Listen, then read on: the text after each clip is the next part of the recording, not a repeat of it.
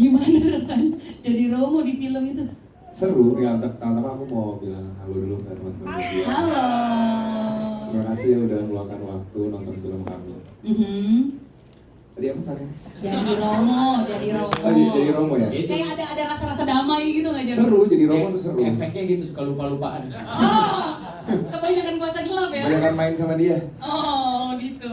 Ya, jadi Romo itu suatu pengalaman yang baru buat aku sebagai aktor karena dan menurut aku juga ini suatu kesempatan yang jarang ya. Ya, ya. Bisa memerankan Romo, nggak banyak film-film yang ada Romo. Mhm. Jadi it's a blessing for me karena aku tumbuh besar juga sering melihat Romo. Oke. Mempunyai background Katolik juga. Oke. Dan itu juga menjadi fondasi buat aku. Mhm. Jadi aku harus mulai dari nol. Oke, sebenarnya udah tau lah ya gitu. Saya udah tahu dan tapi tentu harus belajar banyak juga untuk benar-benar bisa mendalami karena Romo bukan sebarang Romo. Romo Thomas itu Romo muda dan mempunyai masa lalu yang berbeda. Yes. Dan mempunyai journey yang berbeda. Jadi sebuah pengalaman yang sangat seru buat aku dan memorable. Oke, kira-kira dari karakter Romo Thomas ini sendiri apa ya yang bisa diambil gitu, nilainya gitu dari karakter ini untuk orang-orang yang menyaksikan? Kalau untuk dari karakter Romo Thomas sendiri banyak yang bisa diambil, tapi menurut aku yang paling penting adalah kadang mungkin kita tidak harus langsung give up. Jadi kadang kita perlu kesempatan kedua untuk realize, sadar siapa sih kita sebenarnya, apa sih yang kita mau dalam hidup ini. Nice. Tapi ada kesulitan nggak sih ketika, karena ini kan sesuatu yang bisa dibilang karakter yang sakral gitu ya, bisa dikatakan seperti itu. Ada kesulitan mungkin dalam ngafalin, ada doa-doa Pasti. gitu? Setiap karakter pasti ada kesulitannya sendiri. Kalau untuk Romo Thomas khususnya, perilaku seorang Romo itu kan pasti berbeda ya. Apalagi Romo Thomas ini yang tadi aku udah sebut juga banyak background yang berbeda. Jadi selain itu juga dia pasti paham dengan hal-hal yang mungkin orang biasa tidak paham, seperti contohnya bahasa-bahasa Latin. Yes. Itu juga sebuah kesulitan buat aku belajar. Tapi belajar bareng-bareng Mas Lukman jadi fun, cepet. Oh gitu. Oke. Karena sama-sama Romo ya Sama-sama nanti Romo. karakternya gitu. Dia banyak belajarin aku, ngajarin aku hal-hal. Tapi kalian ada kayak Romo yang mendampingi juga gitu nggak sih? Ada. The real one gitu? Ada ya? Ada ya? Terus oke, kalau yang praktik eksorsisme itu kalian berdua juga ikut menyaksikan? Iya, kita ikut menyaksikan, jadi kita dikasih kesempatan jadi selain workshop yang kita diberi seperti kayak kelas gitu, exorcism itu seperti apa sih, kenapa, datanya, banyak banget. Satu hari kita ditawarkan oleh Romo ini, mau nggak kalian menyaksikan langsung sebuah exorcism? Tentu kita mau dong. Mau, gue sih enggak. Tapi ya kan buat ini ya karakter Iya, dong. supaya lebih otentik lagi gitu. Jadi kita diberi kesempatan untuk melihat, tentu dengan konsen dari pasiennya juga dan dari semua pihak yang ada di situ. Jadi kita sempat belajar supaya akurat filmnya. Oke. Nah kalau dari Mas Lukman sendiri kurang lebih sebenarnya sama, tapi aku pengen tahu ada tambahan apa gitu ya untuk dari Mas Lukman sendiri. Kan kita udah tahu ya film sudah banyak sekali pengalaman-pengalamannya, mungkin kayak 400 filmnya. banyak banget ya kan. Mungkin ngomong gitu Nggak di diskon 500 lagi. lebih. Ada nambahin sendiri gitu nggak? Kayaknya lebih oke kalau begini gitu untuk karakter developmentnya dari sudut pandang dirimu sendiri gitu. Oke, pertama aku mau bilang terima kasih buat teman-teman semua dan nyempetin ada di sini. Yes. Thank you banget. Kedua, tadi baru ngobrol-ngobrol di depan bahwa dalam pengalaman dan sejarah perfilman premier film di Indonesia, kalau hujan filmnya pasti laku. Amin. Kita bisa nanti coba lihat deh, mungkin teman-teman di sini pernah ngalamin beberapa film Indonesia premier di saat hujan, karena hujan itu berkah dari Tuhan. Amin. Romo Rendra ya. Oke. Tentunya dalam berperan sebagai Romo Rendra ini, ya kita kan dapat fondasinya tuh di skrip. Tentu juga ngobrol dengan sutradara, karena sutradara bagaimanapun juga yang punya visi misi di awal, apa yang pengen dituju. Tapi sebagai seorang aktor tentunya kita punya kewajiban juga untuk mengulik latar belakang. Mm-hmm. Sebenarnya kalau kita lihat karakter Romo Rendra, sebenarnya kalau misalnya kita lihat sama Romo Thomas, walaupun mungkin tidak tergambarkan secara jelas, sebenarnya dia juga punya masa lalu yang lumayan cukup kelam dalam kehidupannya. Cuman memang dia di level yang udah lebih dulu dari Romo Thomas, Romo Thomas, dan dia sudah mengalami banyak hal sampai akhirnya dia sangat komit terhadap faith-nya dia dan melayani sebagai pastor exorcism. Ya seperti itu sih. Jadi tambahnya ngobrol banyak sama sutradara, kira-kira apa yang kita bisa tarik ke belakang tentang Romo Rendra supaya connect.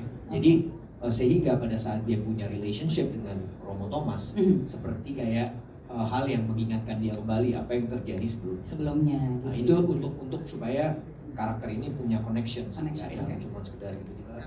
Ya connectionnya mungkin sama-sama pastor gitu, sama-sama Romo, cuman dari generasi yang berbeda.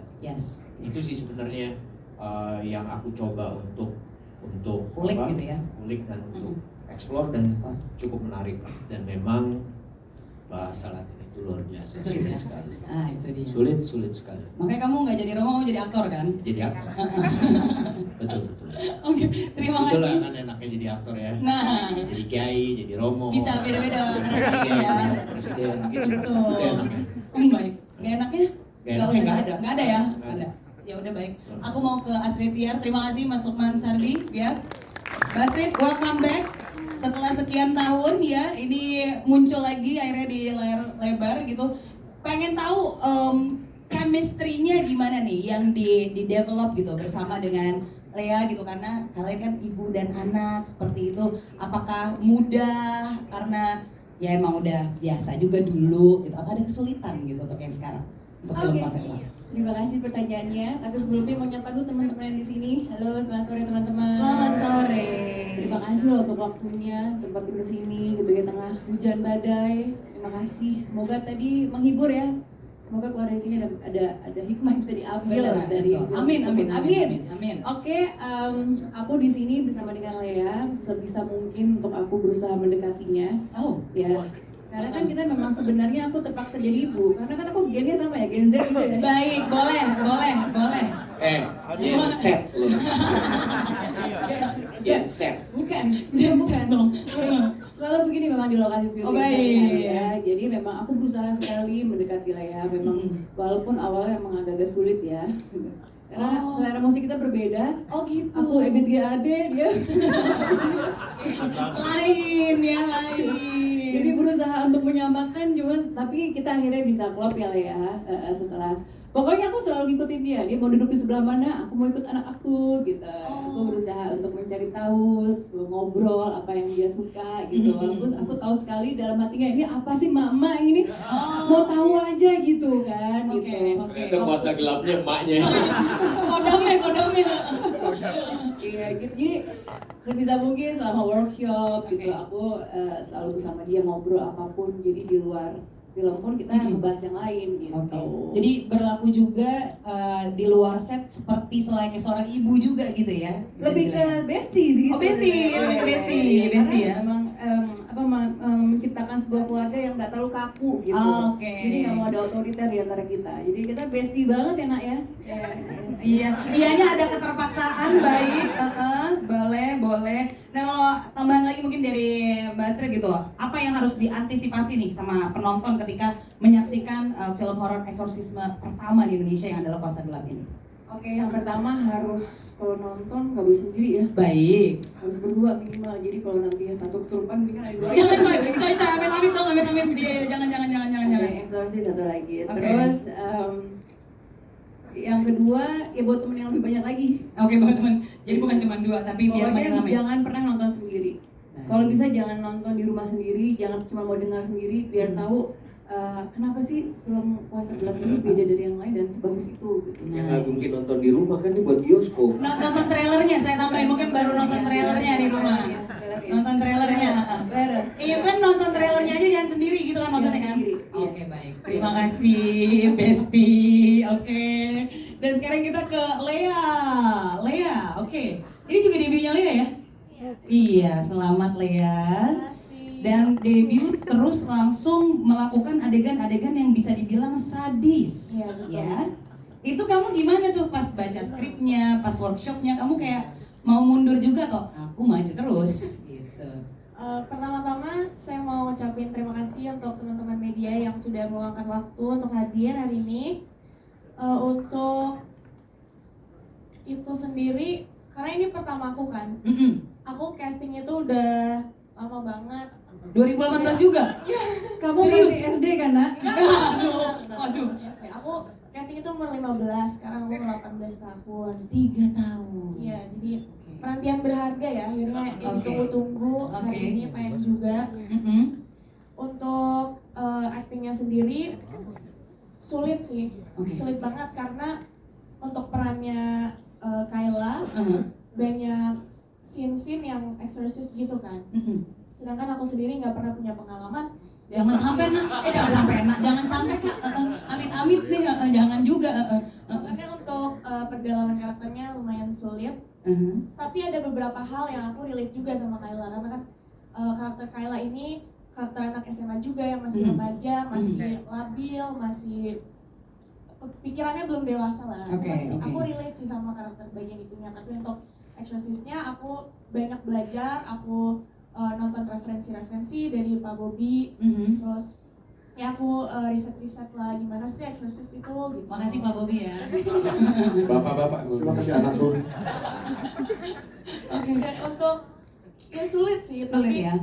bantuan dari teman-teman juga jadi gampang. Apakah itu menjadi satu hal yang paling berkesan dari experience kamu pertama gitu untuk film ini gitu? Di adegan-adegan sadis itu atau ada yang lain? Atau mungkin relasi kamu dengan ibu gitu di filmnya yang bikin paling berkesan atau apa?